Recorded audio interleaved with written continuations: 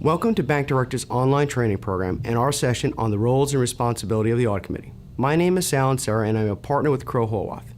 The Audit Committee unit has been divided into two segments. In the first segment, we reviewed the duties of the committee and how the Federal Deposit Insurance Corporation Improvement Act and Sarbanes-Oxley Act helped define its role over the past 2 decades. We also considered the committee's role in the risk governance process and identified some of the qualifications of an effective committee member.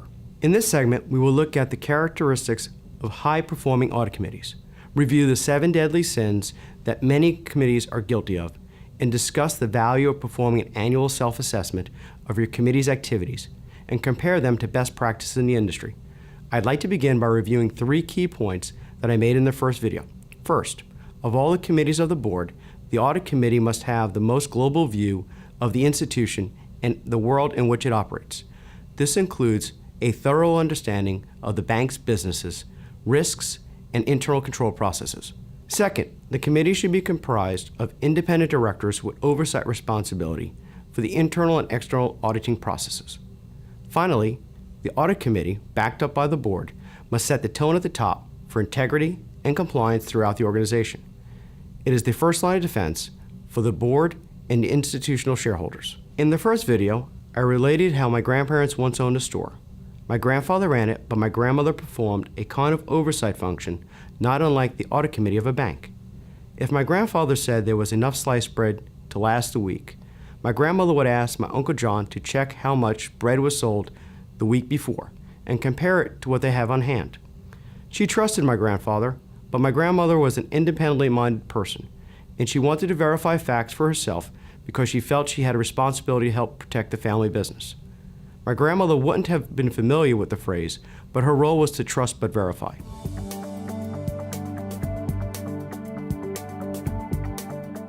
When I think of characteristics of high-performing audit committees, the first quality that comes to mind is independence. I don't mean independence in the same way that is defined by the New York Stock Exchange or NASDAQ, which is whether the director has a material financial relationship with the company.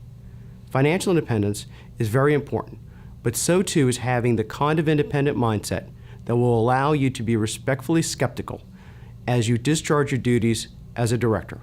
For example, it is very important that you dig into management's decisions to ask why they are advocating a particular business strategy. You need to test their assumptions and challenge them if you don't think they hold up. The Audit Committee is the first line of defense for the bank's owners, but its members won't be very effective in their fiduciary role if they aren't independently minded. Trust but verify, just like my grandmother used to do. Another characteristic of high-performing audit committees is that they set their own meeting agenda. If you think about it, this is an example of an independent committee exercising its legitimate authority. If the committee allows management to set the agenda, they may not focus on the issues that the committee believes are most important. Often, audit committee meetings become redundant. At each meeting, management presents a slate of information to be reported. However, the chair of the audit committee may have focus items which the typical slate may not consider. As an example, the chair has attended training and has become aware of concerns related to IT controls. In this situation, as the owner of the agenda, the chair might ask management to bring in a presenter, the auditor, or someone in IT to discuss the issue and how it may impact their organization. It would be better to focus on the potential IT risks to the bank than to review reports that had been distributed to the committee prior to the meeting. Of all the committees of the board, the Audit Committee faces the biggest challenge in terms of the complexity of the issues it must understand. The committee is hit from all sides: new regulatory requirements, new accounting standards, risk management mitigation, external reporting, fraud risks. The list never ends. Matters that routinely come before the Audit Committee are often complex and highly technical. One thing that all high-performing audit committees have in common is a firm grasp of all these complicated issues, or the confidence to ask for help. As I mentioned in our first video, banks with assets greater than $3 billion are required by fiducia to include members who have banking or related financial experience on their audit committee. SOX requires all publicly owned companies to disclose in their annual report whether they have appointed someone to their audit committee who would qualify as a financial expert. The SOX definition of a financial expert is someone who understands and has experience working with financial statements prepared under generally accepted accounting principles, understands internal controls, and is familiar with the functions of an audit committee. Although FIDISHA and SOX standards are different, they are both driven by the same principle. Outside directors who serve on a bank audit committee need to have a sufficiently high level of knowledge and expertise to perform their duties effectively. Having someone on the committee who can fulfill the role of a financial expert can be an important benefit to the other members. The expert's role is to have the technical knowledge to help the rest of the committee understand the most complicated issues that come before them. However, it is important that all committee members educate themselves as much as possible about these same issues. When it comes to knowledge, this should not be a committee of one. An independent audit committee should not be reluctant to challenge management when it is appropriate, but it requires knowledge to do that with credibility. A final characteristic of a high-performing audit committee is control of the external and internal auditing process. As I explained in the first video, SOX requires the audit committee at public companies to oversee the external audit process. This requirement only applies to public banks, but is generally a best practice for all banks, regardless of whether they are required to do so or not. These relationships with the internal and external audit functions, including the direct communication with these members in these roles, allow for more objectivity than if management was in control of these functions. Executive sessions are a very important opportunity to share information with independent members of the committee. However, the meetings should be regular. If you only make time for executive session when there is a major issue with management, well, it sort of highlights the issues with management. As such, I recommend the committee take a few minutes in any meeting where the auditors are in attendance to meet in an executive session. Independence, control of the meeting agenda, deep knowledge of the issues before them, and a strong oversight of the external and internal auditing processes. These are some of the characteristics of a high-performing audit committee.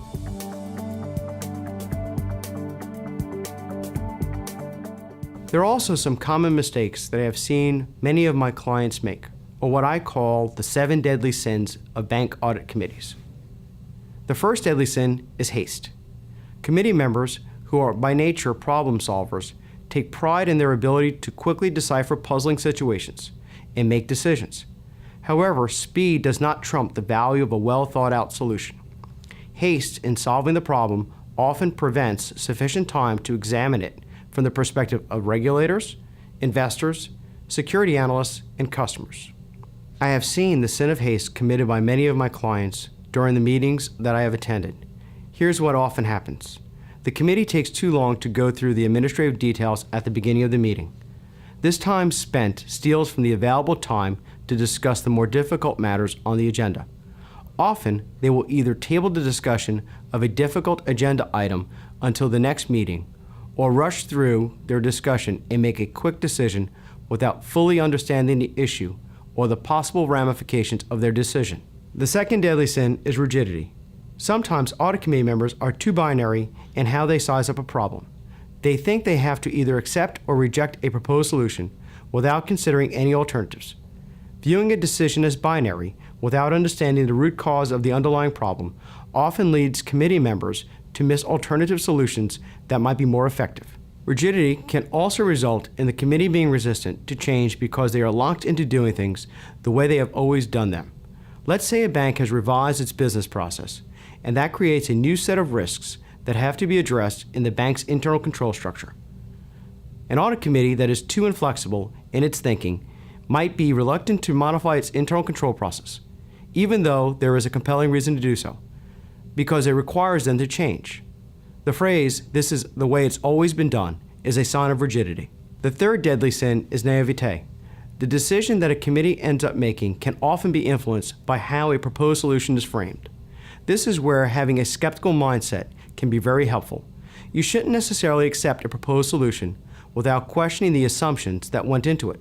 Dig deeper, and don't be afraid to dissent if you disagree. However, an important component of naivete is ignorance.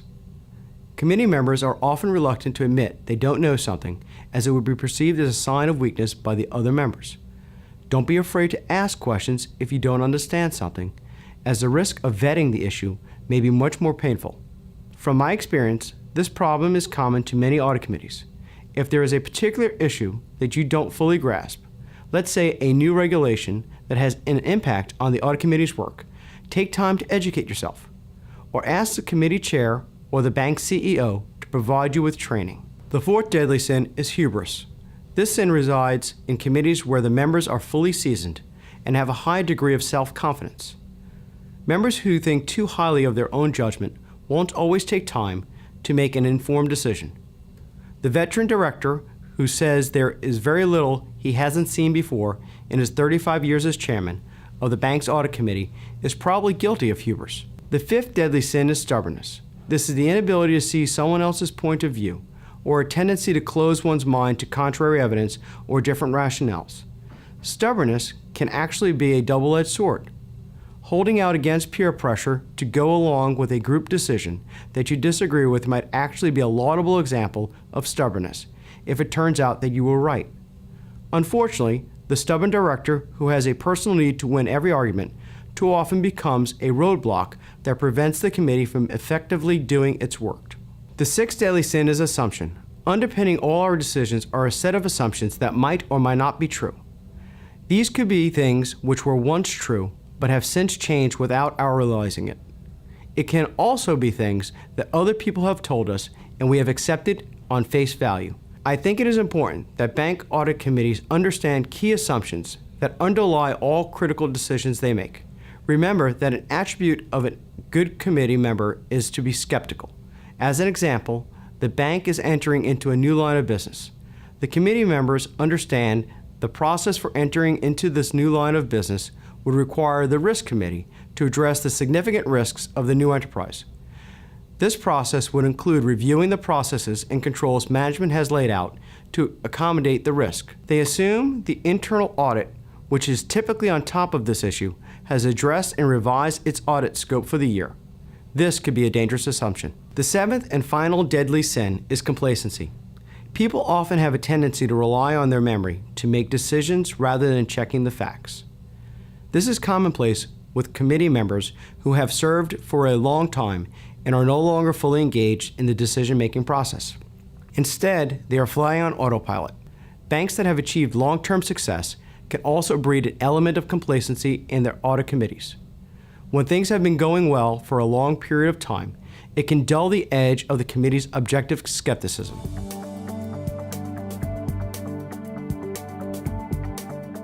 I would like to shift the conversation to assessing the capabilities of the members. An organization that has grown over time and becomes more complex often outgrows the management at the bank, and changes are necessary. Similarly, audit committee members are often in their roles for a number of years. The skill set they originally brought to the table have either diminished or have become less relevant. This is a risk to the organization, and to mitigate this risk, the committee should regularly perform a self-assessment.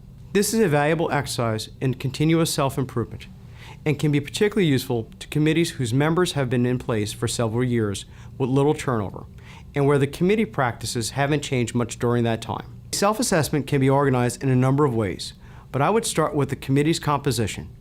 Questions that should be addressed include: does the committee operate pursuant to a written charter that has been approved by the board, reviewed periodically, and modified as necessary? Are the audit committee members independent, and have they been appointed by the board?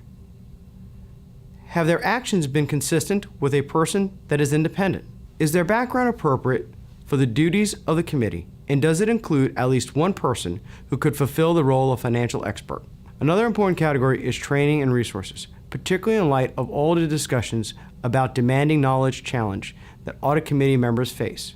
In this section, the members should consider: have the committee members been provided with sufficient background information and training to effectively meet their responsibilities? Does the committee have adequate resources to discharge their duties? Committees should also look at how they structure their meetings. Does the committee meet at least quarterly, with special meetings called as circumstances warrant? Is the meeting agenda determined by the committee chair? And is background information distributed well enough in advance that members can prepare?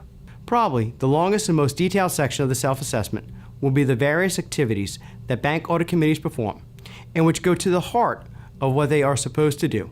Here are examples of some of the best practices you would want to measure a committee against. Are the Director of Internal Auditing and the external auditor asked for their assessment of weaknesses in internal controls and the effectiveness of the internal control system.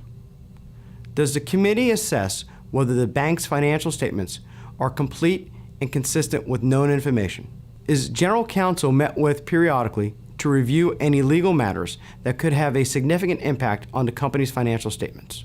Amongst the most important duties of the Audit Committee is how it manages its relationship with the internal and external auditors. Are the external and internal auditors brought in for private meetings with the committee on a regular basis? Does the committee review and concur in the appointment, replacement, reassignment, or dismissal of the Director of Internal Auditing? Does it review the staffing and budget of the Internal Auditing Department to ensure they are adequate? Ideally, the committee should have the final say on all those decisions. Is the internal auditing plan reviewed by the committee along with all significant findings that resulted from the audit? Does the committee appoint the external auditor and review the audit plan as well as the audit firm's proposed fees? For about 50 years of my grandfather's life, he ran many businesses. During that time, he committed many of the 7 sins we have discussed. He had businesses fail because he was too stubborn to change. He did not always recognize the items he did not understand. While running many different tasks, he often made quick, uninformed decisions. He shared with me that these mistakes happened when he had dark hair. As he got older, he listened to others, looked to identify improvements, and sought advice. He listened to successful people even if he didn't necessarily agree with them. He shared with me that it is better to get knowledge from someone else's wisdom, as wisdom often comes with pain.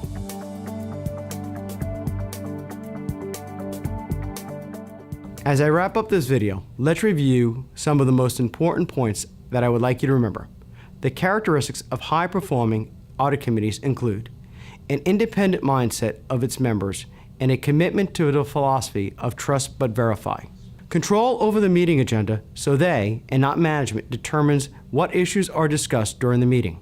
A firm grasp of all the complicated issues that audit committees must deal with regularly. Oversight authority for the internal and external auditing process. The 7 deadly sins that many audit committees commit are haste, rigidity, naivete, hubris, stubbornness, assumption, and complacency. Finally, an annual self-assessment is a valuable exercise in continuous self-improvement and can be particularly helpful to committees that have experienced little turnover and where the practices have changed little during that time. Areas where self-assessment should focus on include the committee's composition, the level of training and resources that have been provided to it, how the committee structures its meetings, and its relationship with the bank's external and internal auditor. May you prosper from the wisdom of others. Thank you for spending this time with me. Now let's move on to the unit on executive and board compensation and the Compensation Committee.